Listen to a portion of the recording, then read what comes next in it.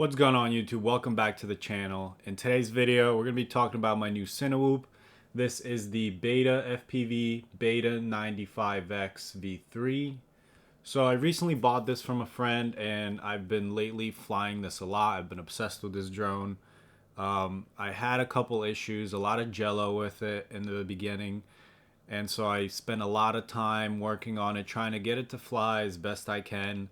I've completely forgot about all my freestyle quads, haven't been flying them at all. I've been really focused on this thing. And I want to share with you guys today a couple of tips that I did to get this thing to fly smoothly. But before we get into those tips, I would like to show you guys a clip of the first ever flight I had with this drone, just so you guys can see how bad the jello was in the beginning. And then I'll share a few clips later on after I fix some of the things and we can have a comparison of how nice it flies now. So let's get into the first flight. Alright, so this is the first flight I ever did with the drone. I came out to this little playground area, nobody was here, so it was great. Just wanted to shoot some gaps and cruise around, get a feel for the drone. At this point I haven't done anything to it at all. It was the way I got it. And don't mind my shitty piloting skills here, I'm just bouncing off of things. But you can notice that the jello is definitely visible here. This is in the FPV camera. Here I'm going to be doing a speed run and you can see how bad the jello is getting. I mean, this video is just unusable if you ever wanted to post something like this on YouTube. So what I did first was I purchased some props. I bought 2.5-inch 6-bladed props and I got some 8-bladed props, and that helped out a lot. This video here I already have fresh props on.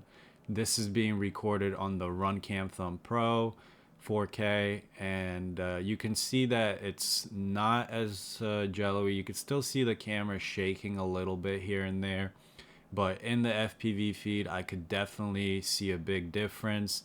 The jello was almost gone. So make sure you guys always have fresh props on. That's going to be your number one thing you want to do to get rid of jello. Alright guys, so tip number one is probably the most important one to get rid of jello. Props. Make sure you always have fresh props on. This is the biggest thing that will reduce your jello. If your props are damaged in any way, don't try to bend them back. Just switch them. They're cheap. And most of the time you won't even be damaging props on your Cinewhoop, but if you do, it's worth it to just switch it out, put some fresh props on. You'll see a huge difference. So here I have two sets of different props. They're both from HQ. One is the 6-bladed prop and 8-bladed prop. I flew both of these for a little bit, and out of these two, I really liked the 8-bladed prop. They were a little bit quieter, and I felt like I had a little more power, probably due to the 2 extra blades. But over time, I actually ended up on the Gemfan 5-bladed props. My buddy was flying these on his Cinelog, and I decided to try them out. So he gave me a pack, I put them on, and they felt way better. I felt like I had a lot more power, even though I believe the pitch is the same, but they just felt way better than the 8-bladed props that I was flying for a while. So ever since, I've been flying with these 5-bladed props and I love them the most, and I don't plan on switching to any other props anytime soon. Tip number 2 is going to be soft mount your FPV camera. Now originally on this drone, the camera is mounted directly to the frame, which is going to cause a lot of jello. This plastic piece here is what the camera was mounted on, and then these 2 screws were going directly into the frame body. And with that style, you're going to get all those vibrations in your frame getting transferred directly into your FPV camera, which will cause a lot of jello. So to avoid this, I went ahead and printed a TPU Soft Mount. This mount sits on the 3 gummies that are up here. So my HD Runcam Thumb Pro is mounted on the soft mount, and the FPV camera is mounted on the soft mount. I'll show you guys what this thing looks like here, just a little close up. And I actually got this from Thingiverse. The same exact one doesn't exist. I had to take 2 different Thingiverse files and kind of put them together. So if you guys do want this exact one, shoot me an email or get in contact with me in any way you want, and I'll be able to send you guys this STL file so you can print this. Soft mounting your FPV camera and having fresh props on all the time are going to be the two biggest things you can do to get rid of jello. Tip number 3 is going to be to squeeze down and tighten these gummies. Now this tip works for a lot of Cinewhoops since most of them have these gummies on, but a lot of the times these gummies are very, very loose. So all the vibrations that are in your drone, if they do exist, they will go through the gummies, even though that's what the gummies are there for, to prevent the vibration dampening, but it will still happen. So what you need to do is just shove some screws from the bottom through the gummies and then put a nut on top and just tighten them down. You could see how mine are pretty tight.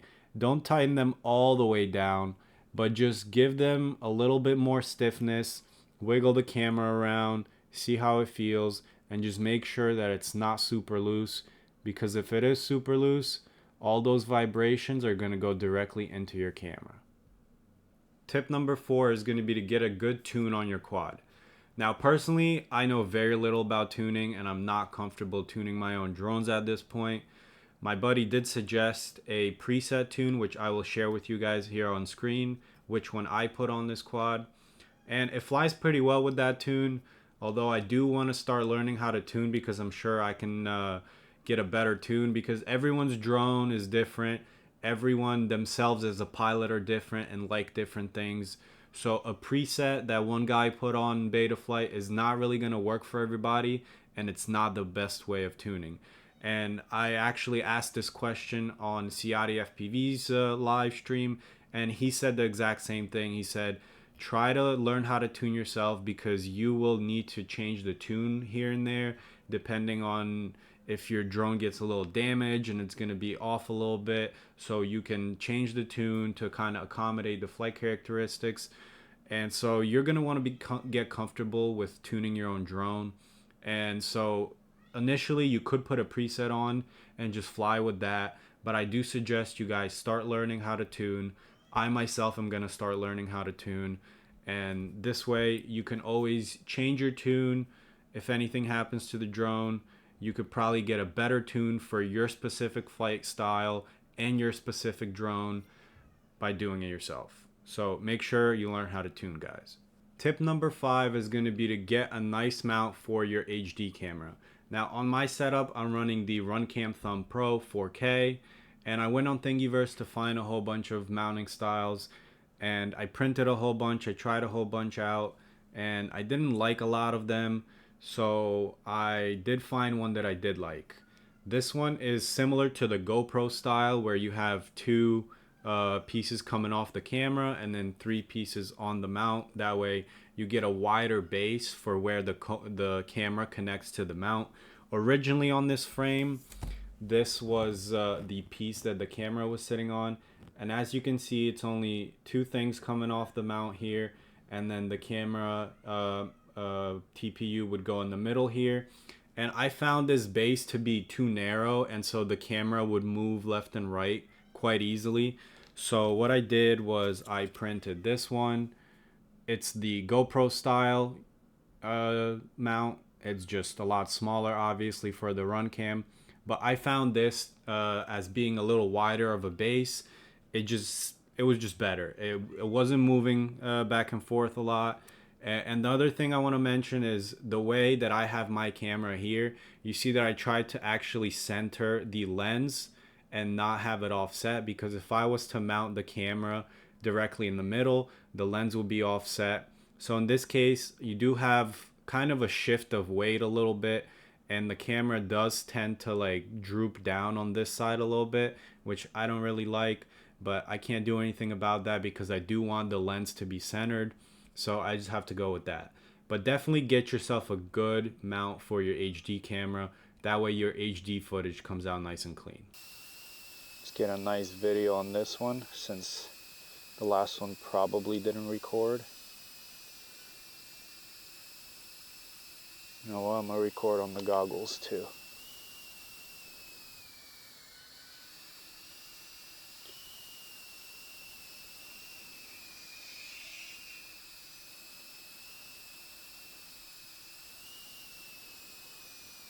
But it's looking smooth, no jello, at least in the goggles I don't see any.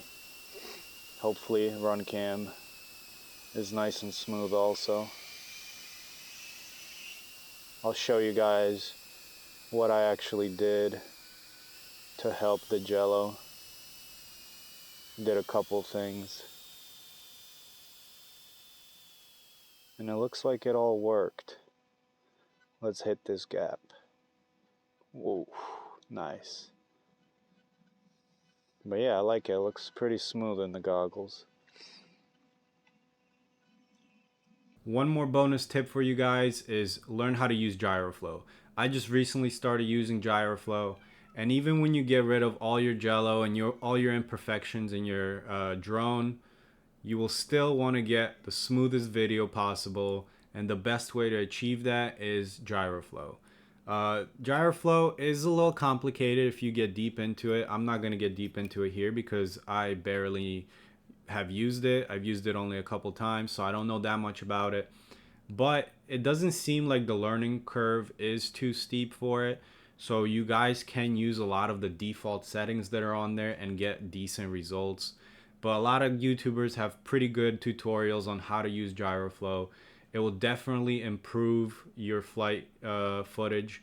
So if you guys have a lot of uncontrollable shakiness in your flight, and you want to get rid of that because you don't like the way your footage looks, give GyroFlow a try. I'm sure you'll be surprised with the results that you come up with, and as you keep using it, you'll get better and better and get better and better videos.